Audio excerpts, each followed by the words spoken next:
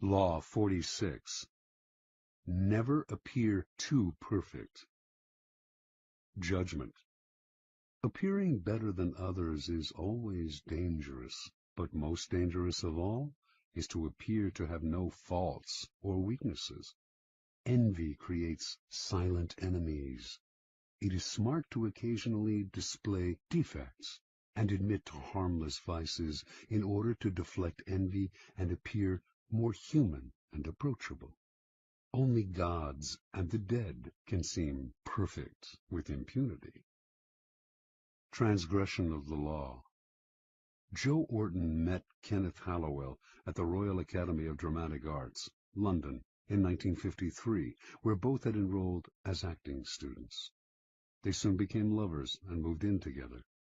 Hallowell, 25 at the time, was 7 years older than Orton and seemed the more confident of the two, but neither had much talent as actors, and after graduating, having settled down together in a dank London apartment, they decided to give up acting and collaborate as writers instead. Hallowell's inheritance was enough to keep them from having to find work for a few years, and in the beginning he was also the driving force behind the stories and novels they wrote. He would dictate to Orton, who would type the manuscripts, occasionally interjecting his own lines and ideas. Their first efforts attracted some interest from literary agents, but it sputtered. The promise they had shown was leading nowhere. Eventually, the inheritance money ran out, and the pair had to look for work. Their collaborations were less enthusiastic and less frequent. The future looked bleak. In 1957, Orton began to write on his own, but it wasn't until 5 years later, when the lovers were jailed for 6 months for defacing dozens of library books, that he began to find his voice, perhaps not by chance. This was the first time he and Hallowell had been separated in 9 years. He came out of prison determined to express his contempt for English society in the form of theatrical farces. He and Hallowell moved back in together, but now the roles were reversed. Orton did the writing, while Hallowell put in comments and ideas. In 1964, Joe Orton completed his first full-length play, Entertaining Mr. Sloane. The play made it to London's West End, where it received brilliant reviews. A great new writer had emerged from nowhere. Now success followed success at a dizzying pace. In 1966, Orton had a hit with his play, Loot, and his popularity soared. Soon commissions came in from all sides, including from the Beatles, who paid Orton handsomely to write them a film script. Everything was pointing upwards, everything except Orton's relationship with Kenneth Hallowell. The pair still lived together, but as Orton grew successful, Hallowell began to deteriorate. Watching his lover become the center of attention, he suffered the humiliation of becoming a kind of personal assistant to the playwright, his role in what had once been a collaboration growing smaller and smaller. In the 1950s, he had supported Orton with his inheritance. Now Orton supported him. At a party or among friends, people would naturally gravitate towards Orton. He was charming, and his mood was almost always buoyant. Unlike the handsome Orton, Hallowell was bald and awkward. His defensiveness made people want to avoid him. With Orton's success, the couple's problems only worsened. Hallowell's moods made their life together impossible.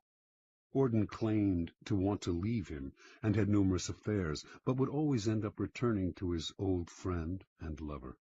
He tried to help Hallowell launch a career as an artist, even arranging for a gallery to show his work, but the show was a flop, and this only heightened Hallowell's sense of inferiority. In May of 1967, the pair went on a brief holiday together in Tangiers, Morocco. During the trip, Orton wrote in his diary, "We sat talking of how happy we felt, and how it couldn't surely last. We'd have to pay for it, or we'd be struck down from afar by disaster because we were, perhaps, too happy. To be young, good-looking, healthy, famous, comparatively rich and happy is surely going against nature. Hallowell outwardly seemed as happy as Orton. Inwardly, though, he was seething. And 2 months later, in the early morning of August 10th, 1967, just days after helping Orton put the finishing touches to the wicked farce What the Butlers Saw, undoubtedly his masterpiece, Kenneth Hallowell bludgeoned Joe Orton to death with repeated blows of a hammer to the head. He then took 21 sleeping pills and died himself, leaving behind a note that read, "If you read Orton's diary, all will be explained." Interpretation. Kenneth Hallowell had tried to cast his deterioration as mental illness, but what Joe Orton's diaries revealed to him was the truth. It was envy, pure and simple, that lay at the heart of his sickness. The diaries which Hallowell read on the sly recounted the couple's days as equals and their struggle for recognition. After Orton found success, the diaries began to describe Hallowell's brooding, his rude comments at parties, his growing sense of inferiority. All of this Orton narrated with a distance that bordered on contempt. The diaries made clear Hallowell's bitterness over Orton's success. Eventually, the only thing that would have satisfied him would have been for Orton to have a failure of his own, an unsuccessful play perhaps, so that they could have commiserated in their failure, as they had done years before. When the opposite happened, as Orton grew only more successful and popular, Hallowell did the only thing that would make them equals again. He made them equals in death. With Orton's murder, he became almost as famous as his friend, posthumously. Joe Orton only partly understood his lover's deterioration. His attempt to help Hallowell launch a career in art registered for what it was, charity and guilt. Orton basically had two possible solutions to the problem. He could have downplayed his own success, displaying some faults, deflecting Hallowell's envy, or, once he realized the nature of the problem, he could have fled as if Hallowell were a viper, as in fact he was, a viper of envy. Once envy eats away at someone, everything you do only makes it grow, and day by day it festers inside them. Eventually they will attack. Only a minority can succeed at the game of life, and that minority inevitably arouses the envy of those around them. Once success happens your way, however, the people to fear the most are those in your own circle, the friends and acquaintances you have left behind. Feelings of inferiority gnaw at them. The thought of your success only heightens their feelings of stagnation. Envy, which the philosopher Kierkegaard calls unhappy admiration, takes hold. You may not see it, but you will feel it some day, unless, that is, you learn strategies of deflection, little sacrifices to the gods of success. Either dampen your brilliance occasionally, purposefully revealing a defect, weakness, or anxiety, or attributing your success to luck, or simply find yourself new friends. Never underestimate the power of envy. Keys to power. There are several strategies for dealing with the insidious, destructive emotion of envy. First, accept the fact that there will be people who will surpass you in some way, and also the fact that you may envy them. But make that feeling a way of pushing yourself to equal or surpass them someday. Let envy turn inward, and it poisons the soul. Expel it outward, and it can move you to greater heights. Second, understand that as you gain power, those below you will feel envious of you. They may not show it, but it is inevitable. Do not naively accept the facade they show you. Read between the lines of their criticisms, their little sarcastic remarks, the signs of backstabbing, the excessive praise that is preparing you for a fall, the resentful look in the eye. Half the problem with envy comes when we do not recognize it until it is too late. Finally, expect that when people envy you, they will work against you insidiously. They will put obstacles in your path that you will not foresee, or that you cannot trace to their source. It is hard to defend yourself against this kind of attack. And by the time you realize that envy is at the root of a person's feelings about you, it is often too late. Your excuses, your false humility, your defensive actions only exacerbate the problem. Since it is far easier to avoid creating envy in the first place than to get rid of it once it is there, you should strategize to forestall it before it grows. It is often your own actions that stir up envy, your own unawareness. By becoming conscious of those actions and qualities that create envy, you can take the teeth out of it before it nibbles you to death. Kierkegaard believed that there are types of people who create envy and are as guilty when it arises as those who feel it. The most obvious type we all know. The moment something good happens to them, whether by luck or design, they crow about it. In fact, they get pleasure out of making people feel inferior.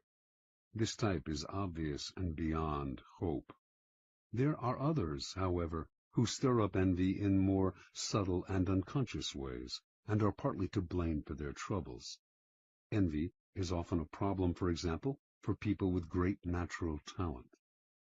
Money others can attain, power as well, but superior intelligence, good looks, charm, these are qualities no one can acquire.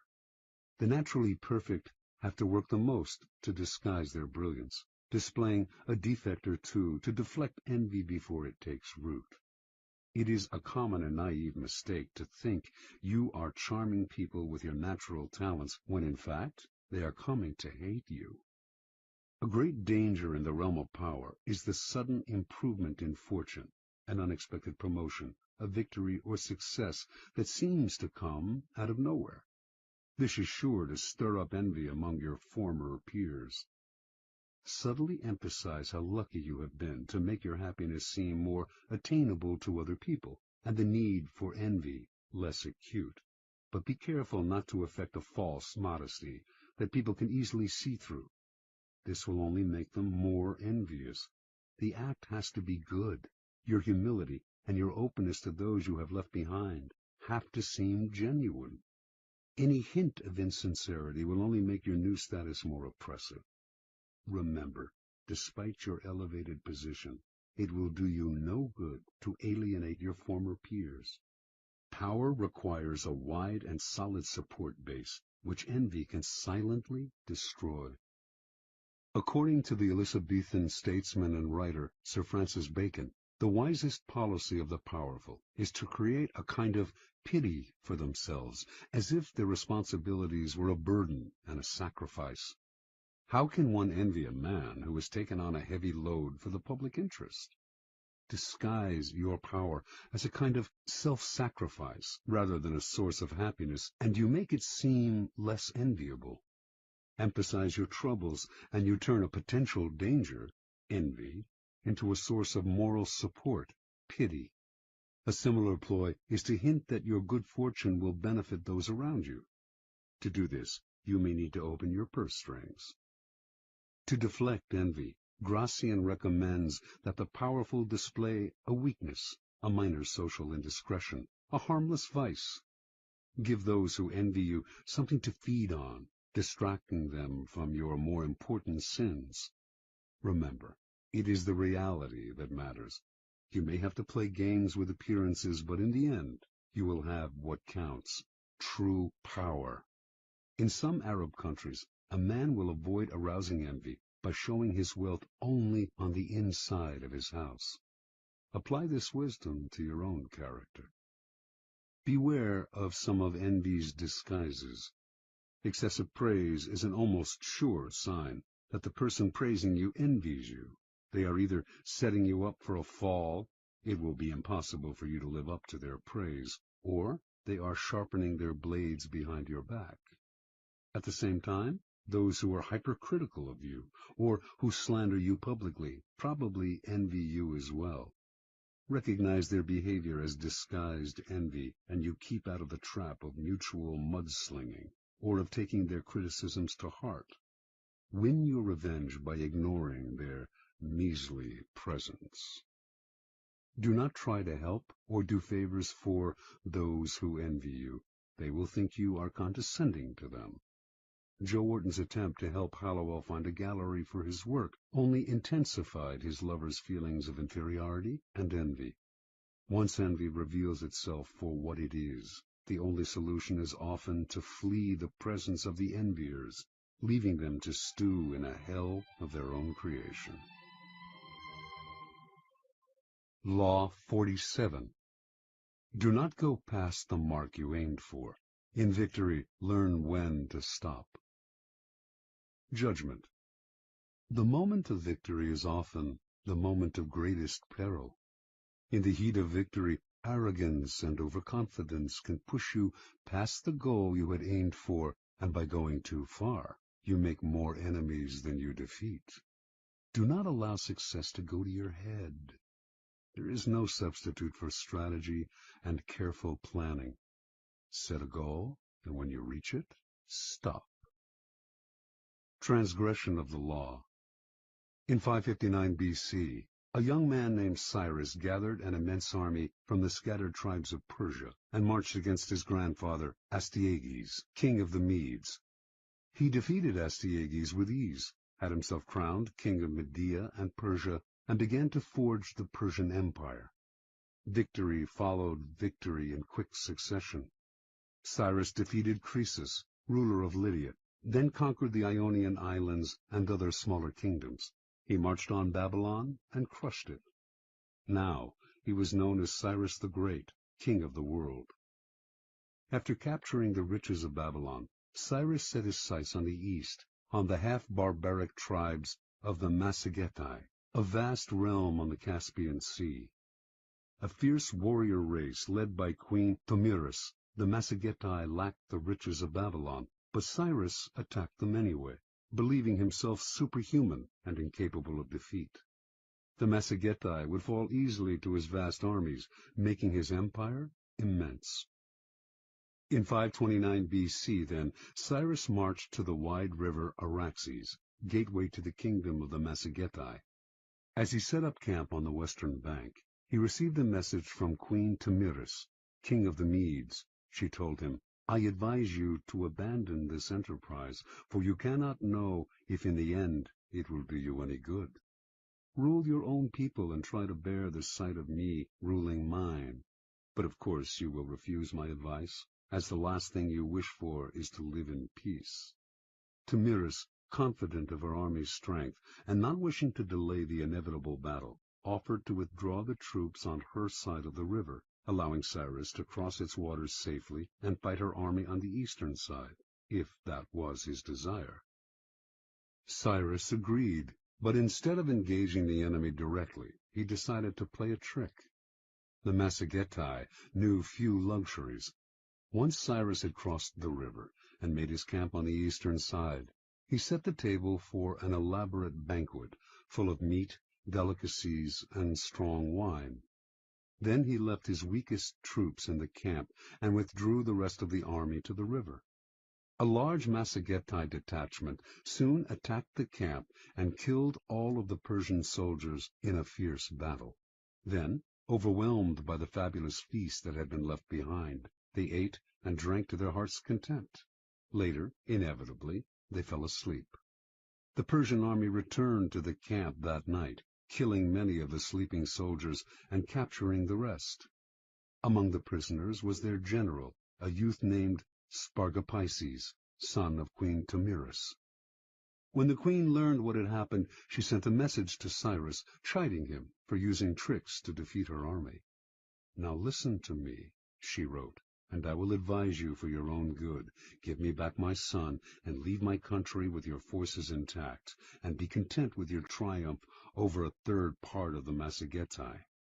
If you refuse, I swear by the sun, our master, to give you more blood than you can drink, for all your gluttony." Cyrus scoffed at her. He would not release her son. He would crush these barbarians. The queen's son, seeing he would not be released, could not stand the humiliation, and so he killed himself. The news of her son's death overwhelmed Tomyris. She gathered all the forces that she could muster in her kingdom, and whipping them into a vengeful frenzy, engaged Cyrus's troops in a violent and bloody battle. Finally, The Massagetæ prevailed. In their anger they decimated the Persian army, killing Cyrus himself. After the battle, Tamiris and her soldiers searched the battlefield for Cyrus's corpse. When she found it, she cut off his head and shoved it into a wineskin full of human blood, crying out, "Though I have conquered you and live, yet you have ruined me by treacherously taking my son. See now, I fulfill my threat. You have your fill of blood." After Cyrus's death, the Persian Empire quickly unraveled. One act of arrogance undid all of Cyrus's good work. Interpretation. There is nothing more intoxicating than victory, and nothing more dangerous. Cyrus had built his great empire on the ruins of a previous one. 100 years earlier, the powerful Assyrian Empire had been totally destroyed, its once splendid capital of Nineveh but ruins in the sand.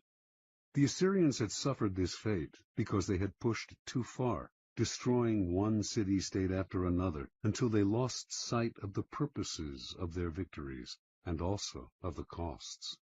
They overextended themselves and made many enemies who were finally able to band together and destroy them. Cyrus ignored the lesson of Assyria. He paid no heed to the warnings of oracles and advisers. He did not worry about offending a queen. His many victories had gone to his head, clouding his reason. Instead of consolidating his already vast empire, he pushed forward.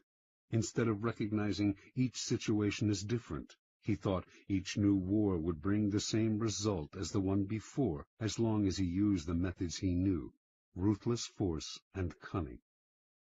Understand, in the realm of power, you must be guided by reason. To let a momentary thrill or an emotional victory influence or guide your moves will prove fatal. When you attain success, step back. Be cautious. When you gain victory, understand the part played by the particular circumstances of a situation, and never simply repeat the same actions again and again. History is littered with the ruins of victorious empires and the corpses of leaders who could not learn to stop and consolidate their gains. Keys to power. Power has its own rhythms and patterns. Those who succeed at the game are the ones who control the patterns and vary them at will, keeping people off balance while they set the tempo. The essence of strategy is controlling what comes next, and the elation of victory can upset your ability to control what comes next in two ways. First, you owe your success to a pattern that you are apt to try to repeat. You will try to keep moving in the same direction without stopping to see whether this is still the direction that is best for you.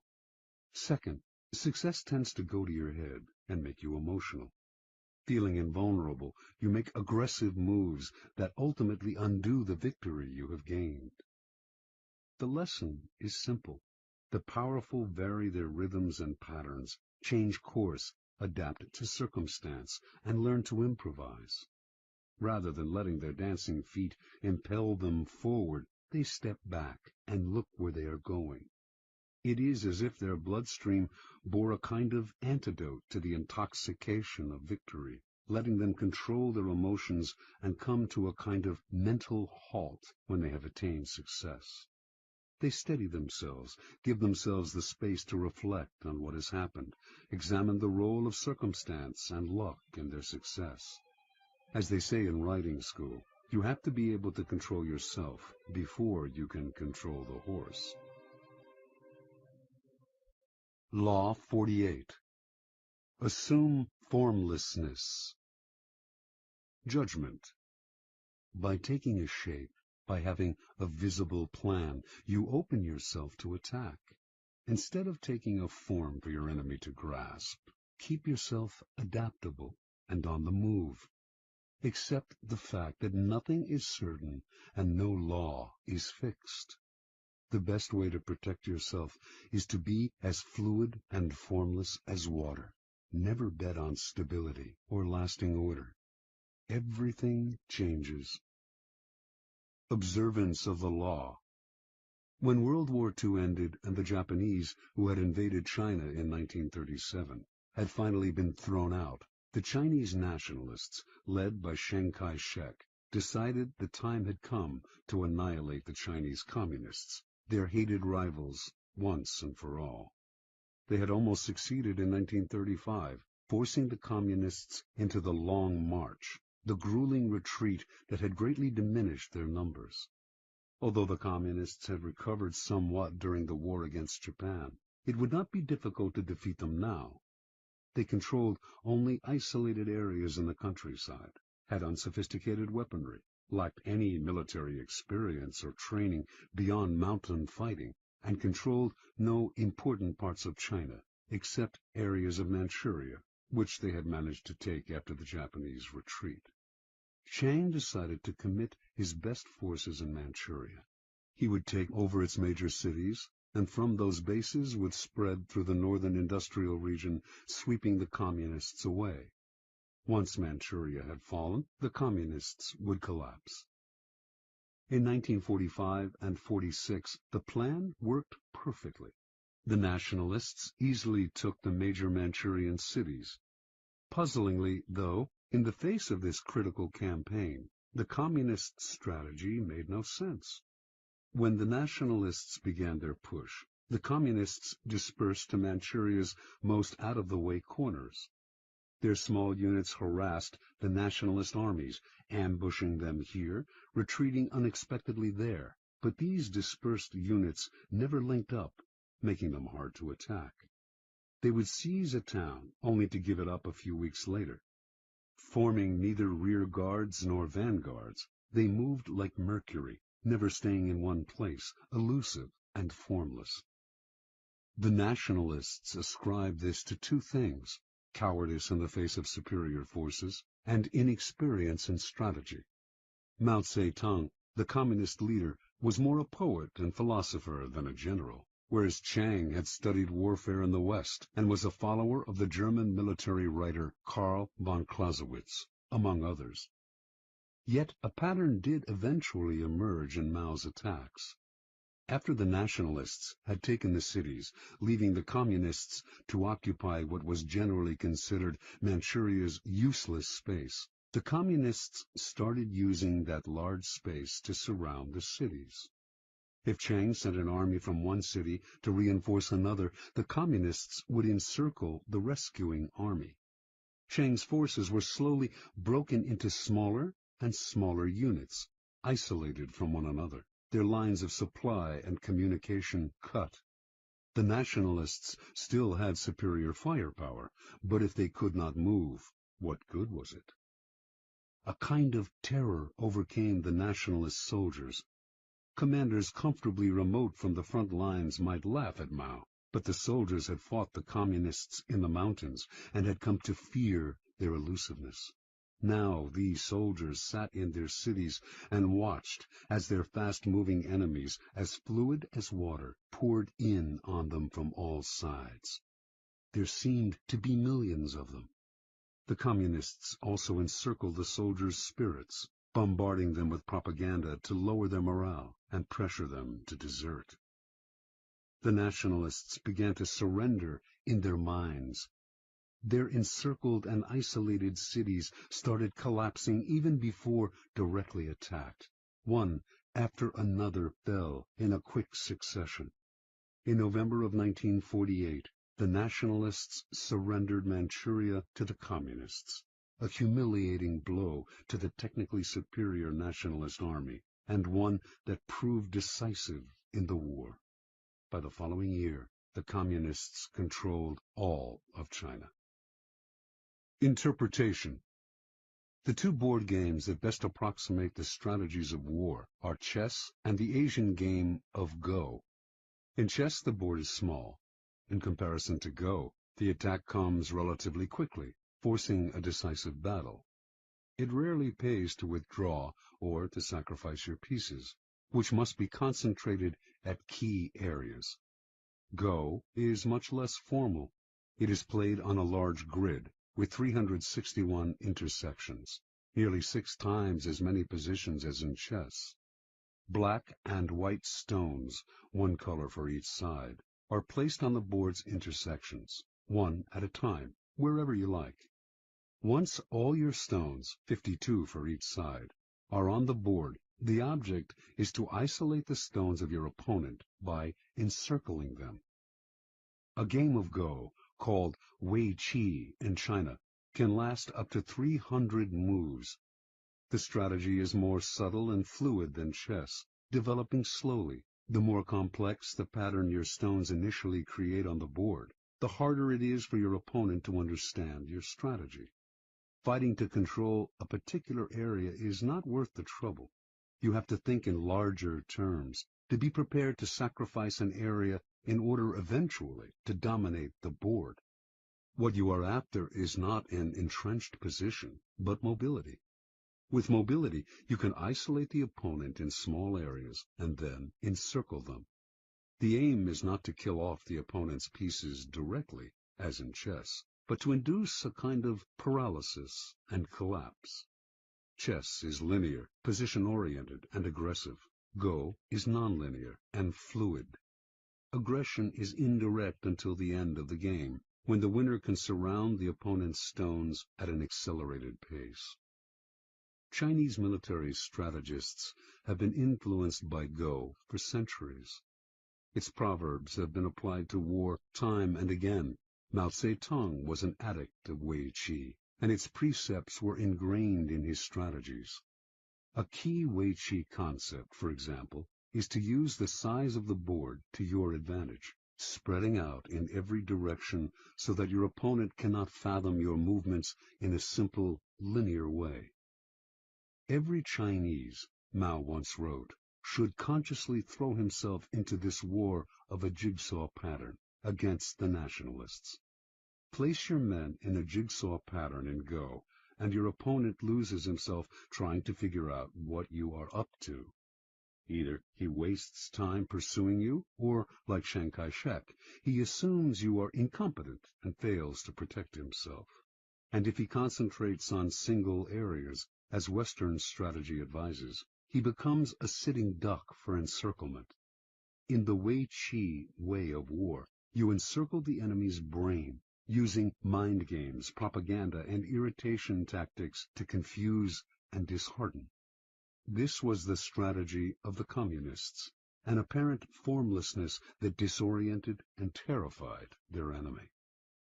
Where chess is linear and direct, the ancient game of Go is closer to the kind of strategy that will prove relevant in a world where battles are fought indirectly, in vast, loosely connected areas. Its strategies are abstract and multidimensional, inhabiting a plane beyond time and space, the strategist's mind. In this fluid form of warfare, you value movement over position. Your speed and mobility make it impossible to predict your moves. Unable to understand you, your enemy can form no strategy to defeat you. Instead of fixing on particular spots, this indirect form of warfare spreads out, just as you can use the large and disconnected nature of the real world to your advantage. Be like a vapor. Do not give your opponents anything solid to attack. Watch as they exhaust themselves pursuing you, trying to cope with your elusiveness. Only formlessness allows you to truly surprise your enemies. By the time they figure out where you are and what you are up to, it is too late. Keys to power. The human animal is distinguished by its constant creation of forms. Rarely expressing its emotions directly, it gives them form through language, or through socially acceptable rituals. We cannot communicate our emotions without a form. The forms that we create, however, change constantly, in fashion, in style, in all those human phenomena representing the mood of the moment. We are constantly altering the forms we have inherited from previous generations, and these changes are signs of life and vitality.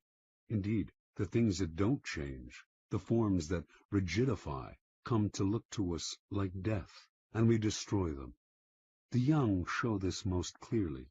Uncomfortable with the forms that society imposes upon them, Having no set identity, they play with their own characters, trying on a variety of masks and poses to express themselves. This is the vitality that drives the motor of form, creating constant changes in style. The powerful are often people who, in their youth, have shown immense creativity in expressing something new through a new form. Society grants them power because it hungers for and rewards this sort of newness. The problem comes later, when they often grow conservative and possessive. They no longer dream of creating new forms. Their identities are set, their habits congeal, and their rigidity makes them easy targets. Everyone knows their next move. Instead of demanding respect, they elicit boredom. Get off the stage, we say. Let someone else, someone younger, entertain us. When locked in the past, the powerful look comical. They are overripe fruit, waiting to fall from the tree. Power can only thrive if it is flexible in its forms. To be formless is not to be amorphous. Everything has a form. It is impossible to avoid. The formlessness of power is more like that of water or mercury, taking the form of whatever is around it. Changing constantly, it is never predictable. The powerful are constantly creating form, and their power comes from the rapidity with which they can change. Their formlessness is in the eye of the enemy, who cannot see what they are up to, and so has nothing solid to attack. This is the premier pose of power, ungraspable, as elusive and swift as the god Mercury, who could take any form he pleased, and used his ability to wreak havoc on Mount Olympus. Human creations evolved toward abstraction, toward being more mental and less material. This evolution is clear in art, which, in this country, made the great discovery of abstraction and conceptualism. It can also be seen in politics, which over time have become less overtly violent, more complicated, indirect, and cerebral. Warfare and strategy, too, have followed this pattern. Strategy began in the manipulation of armies on land, positioning them in ordered formations. On land, strategy is relatively two-dimensional and controlled by topography.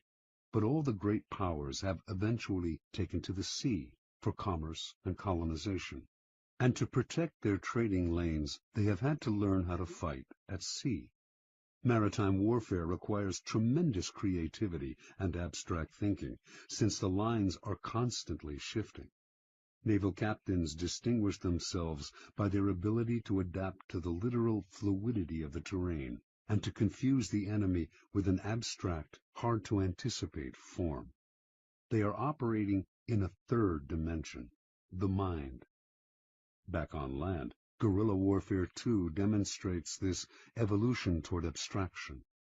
T.E. Lawrence was perhaps the first modern strategist to develop the theory behind this kind of warfare and to put it into practice. His ideas influenced Mao, who found in his writings an uncanny Western equivalent to Wei Qi. Lawrence was working with Arabs, fighting for their territory against the Turks.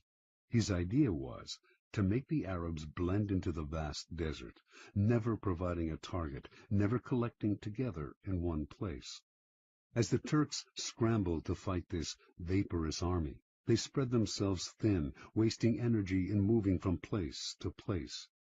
They had the superior firepower, but the Arabs kept the initiative by playing cat and mouse, giving the Turks nothing to hold on to, destroying their morale.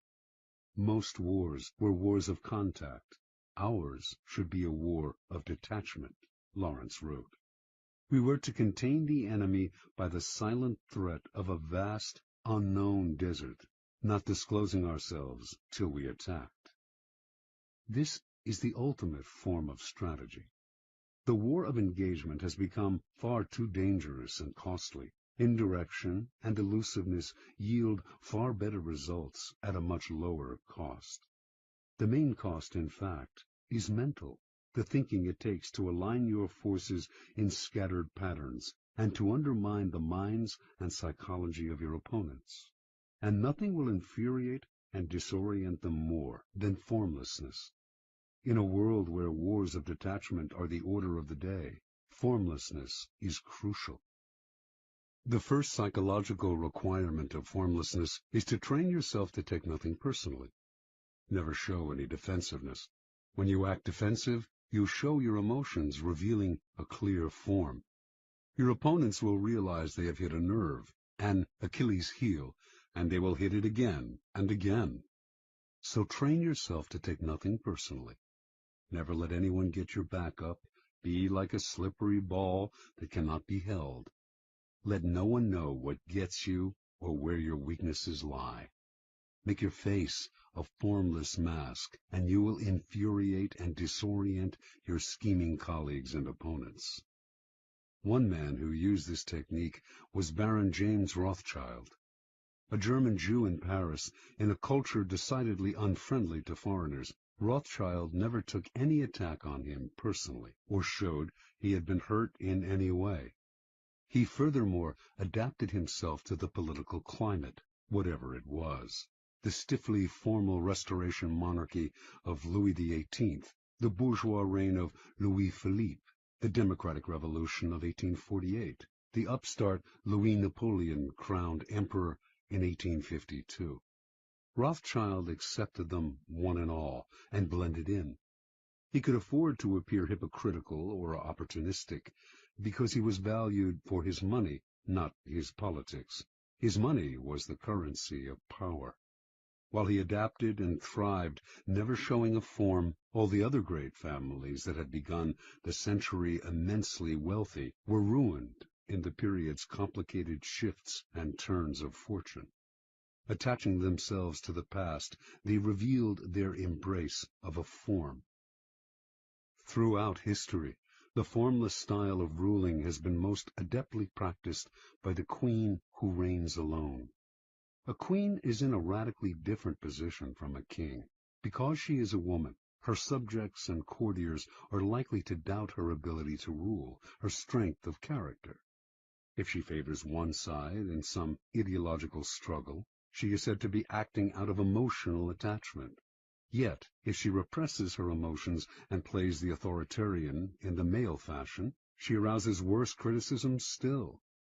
Either by nature or by experience, then, queens tend to adopt a flexible style of governing that in the end often proves more powerful than the more direct male form. This feminine, formless style of ruling may have emerged as a way of prospering under difficult circumstances, but it has proved immensely seductive to those who have served under it. Being fluid, it is relatively easy for its subjects to obey, for they feel less coerced, less bent to their ruler's ideology. It also opens up options where an adherence to a doctrine closes them off. Without committing to one side, it allows the ruler to play one enemy off another.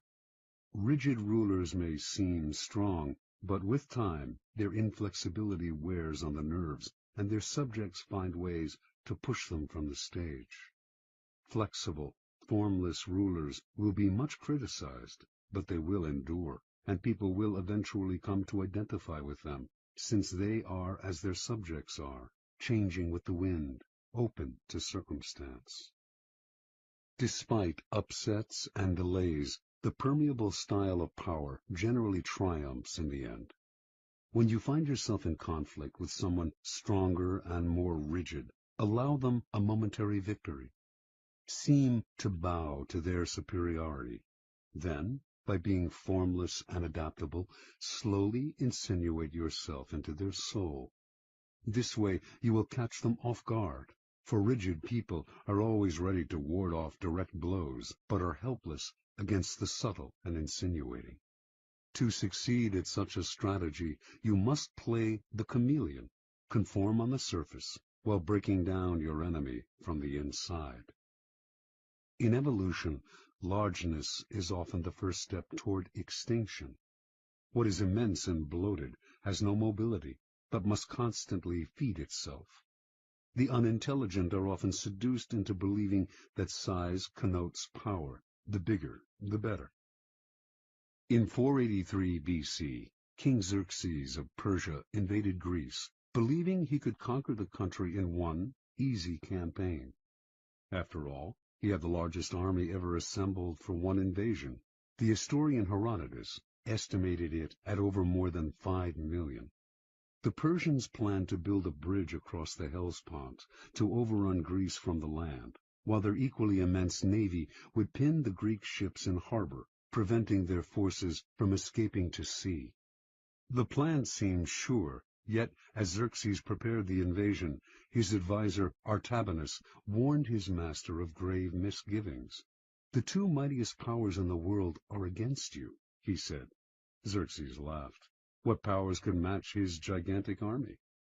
"I will tell you what they are," answered Artabanus. "The land and the sea. There are no safe harbors large enough to receive Xerxes' fleet, and the more land the Persians conquered, the longer their supply lines stretched, the more ruinous the cost of feeding this immense army would prove." Thinking his adviser a coward, Xerxes proceeded with his invasion.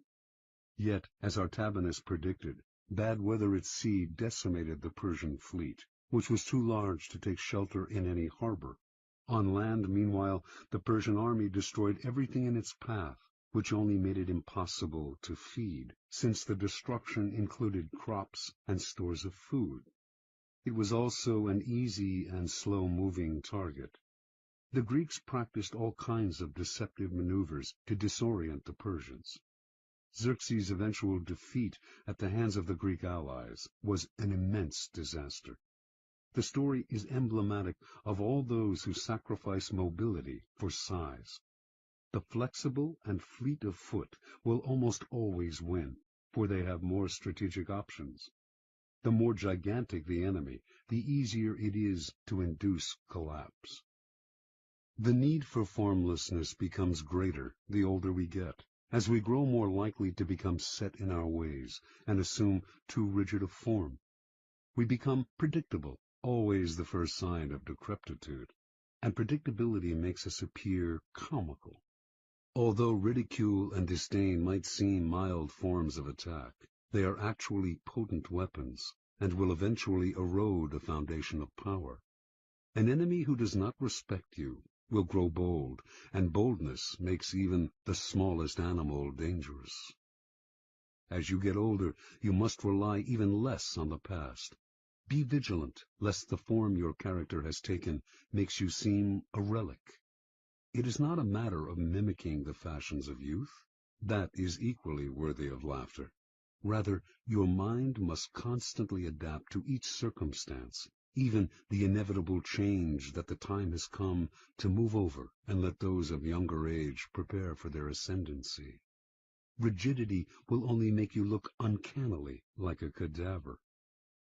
Never forget, though, that formlessness is a strategic pose.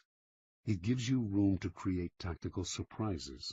As your enemies struggle to guess your next move, they reveal their own strategy, putting them at a decided disadvantage. It keeps the initiative on your side, putting your enemies in the position of never acting, constantly reacting. It foils their spying and intelligence. Remember, formlessness is a tool. Never confuse it with a go-with-the-flow style, or with a religious resignation to the twists of fortune. You use formlessness not because it creates inner harmony and peace, but because it will increase your power. Finally, learning to adapt to each new circumstance means seeing events through your own eyes, and often ignoring the advice that people constantly peddle your way. It means that ultimately you must throw out the laws that others preach, and the books they write to tell you what to do, and the sage advice of the elder. The laws that govern circumstances are abolished by new circumstances, Napoleon wrote, which means that it is up to you to gauge each new situation. Rely too much on other people's ideas, and you end up taking a form not of your own making. Too much respect for other people's wisdom will make you depreciate your own. Be brutal with the past, especially your own, and have no respect for the philosophies that are foisted on you from outside.